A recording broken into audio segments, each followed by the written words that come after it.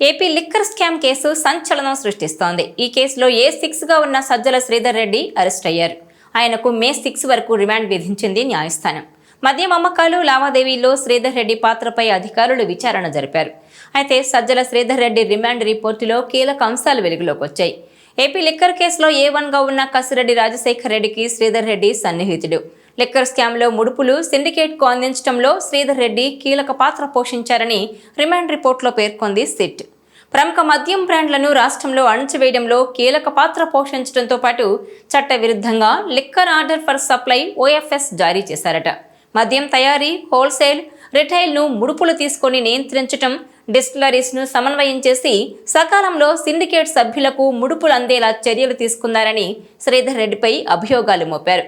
కేసులో ఇతర నిందితులు వాసుదేవరెడ్డి, సత్యప్రసాదులకు నచ్చిన కంపెనీలకు ఆర్డర్ ఫర్ సప్లై జారీ చేశారని సిట్ పేర్కొంది. ముడుపులు, కమిషన్ ద్వారా డబ్బు ఎలా సేకరించారు, ఏ కంపెనీలకు మళ్లించారు, ఆ డబ్బు ఎలా వినియోగించారు అనే వివరాలు శ్రీధర్ రెడ్డి దగ్గర ఉన్నాయని రిమాండ్ రిపోర్టులో పేర్కొంది సిట్. ఇక శ్రీధర్ రెడ్డి విచారణలో చాలా సంచలన అంశాలు వెల్లడించినట్టు తెలుస్తోంది. దీంతో ఈ కేసులో సజ్జల రామకృష్ణారెడ్డికి కూడా చిక్కులు తప్పవా అన్న అనుమానాలు వ్యక్తమవుతున్నాయి.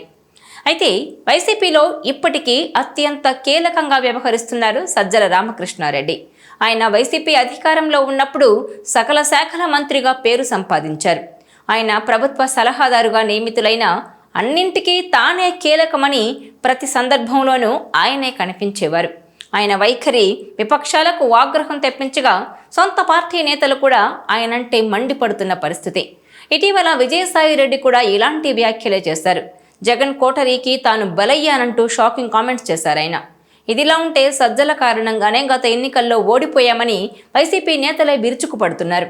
అయినా సరే వైసీపీ విపక్షంలోకి వచ్చిన సజ్జల స్థానం మాత్రం చెక్కు చెదరకుండా అలాగే ఉంది. సజ్జలను ఈ రోజుకి పార్టీ స్టేట్ కోఆర్డినేటర్గా నియమించారు. మరోవైపు సజ్జల రామకృష్ణారెడ్డిపై చాలా ఆరోపణలున్నాయి.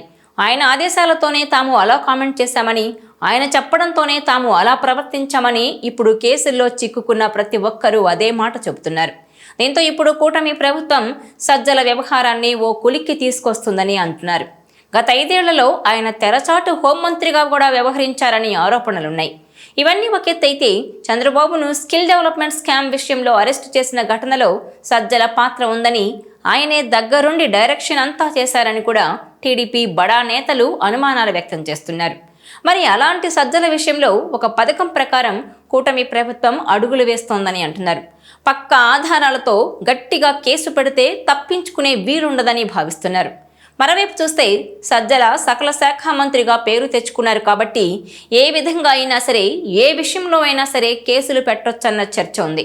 అయితే కేసు పెడితే స్ట్రాంగ్గా ఉండాలని, ఎట్టి పరిస్థితుల్లోనూ తప్పించుకునే వీలు లేకుండా ఉండాలని భావిస్తున్నారట. అలాగే కేసు పకడ్బందీగా నమోదు చేస్తే కోర్టులకు వెళ్లిన ఓరట కూడా దక్కదని భావిస్తున్నారట. దాంతో సజ్జల మీద ఇప్పుడు ఓ స్ట్రాంగ్ కేసు పెట్టే అవకాశాలు కనిపిస్తున్నాయని ప్రచారం సాగుతోంది. ఆయన కుటుంబం అటవీ భూములను ఆక్రమించుకున్నారన్న ఆరోపణల మీద కేసు ఫైల్ చేస్తే అది నిలబడుతుందని లెక్కలేస్తున్నారట. నిజానికి చూస్తే అటవీ చట్టాలు చాలా స్ట్రాంగ్ అని చెప్తారు. వాటిలో కనుక ఇరుక్కుంటే ఒక పట్టాన రిలీఫ్ ఉండదని అంటారు. దాంతో సజ్జల విషయంలో ఇదే కరెక్ట్ రూట్ అని అంటున్నారట.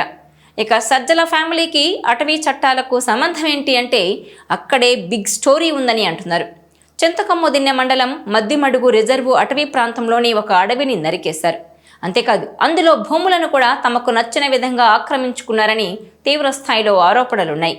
ఆ భూములు 1 అరా కాదు, ఏకంగా 60 ఎకరాల ఫారెస్ట్ భూమి ఆక్రమించుకున్నారంటూ అటవీ, రెవెన్యూ శాఖల నివేదిక కూడా ఇవ్వడంతో అది కూటమి ప్రభుత్వానికి ఒక అస్త్రంగా మారుతోందని అంటున్నారు.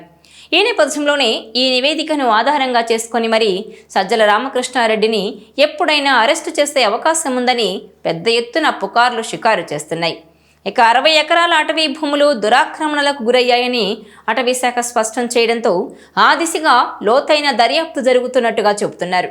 ఈ దర్యాప్తు కూడా రెవెన్యూ, అటవీ శాఖ అధికారులు సంయుక్తంగా సర్వే చేసి ఆధారం ఉన్న ప్రతి ఒక్కరి మీద పెద్ద ఎత్తున కేసులు నమోదు చేయడానికి రంగం సిద్ధం చేస్తోందని అంటున్నారు. అయితే సజ్జల తాను ఏ కేసు విషయంలో అరెస్టు కాకుండా ముందస్తు బెయిల్ను చాన్నాళ్ల క్రితమే తెచ్చుకున్నారు. అయితే అటవీ చట్టం వెరీ పవర్ఫుల్ కాబట్టి ఆయన ముందస్తు బెయిల్ రద్దవుతుందా అన్న చర్చ జరుగుతోంది. ఏది ఏమైనా సజ్జల కనుక అరెస్ట్ అయితే అది వైసీపీకి పెద్ద షాక్గా, ఏపీ రాజకీయాల్లో పెద్ద మలుపుగా ఉంటుందని చెప్తున్నారు. ఈ వీడియో మీకు నచ్చినట్లయితే please share, like and subscribe R24 Telugu.